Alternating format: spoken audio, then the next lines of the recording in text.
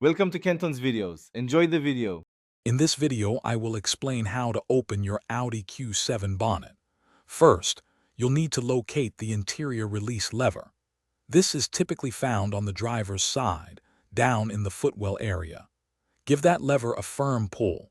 You should hear a distinct pop as the primary latch releases. Before proceeding, always ensure your wiper arms are resting on the windshield to avoid any accidental paint damage. Once the primary latch is released, head to the front of your Audi Q7. You'll need to find the secondary release lever. This is commonly situated right above the Audi emblem in the center of the grille. Gently reach under the bonnet and push this small lever to the side. This action will fully disengage the secondary hooks, allowing the bonnet to be lifted.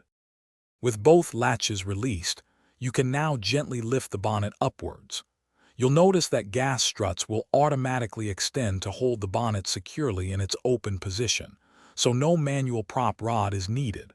For your safety, it's crucial to never open the bonnet if you see steam or coolant escaping from the engine compartment, as there is a risk of burns.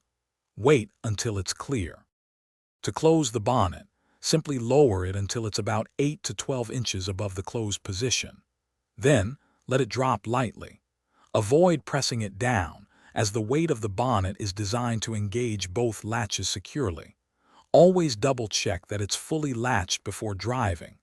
Also, for other great deals and to make meal prep easy with leak-proof containers, be sure to check the link in the description below.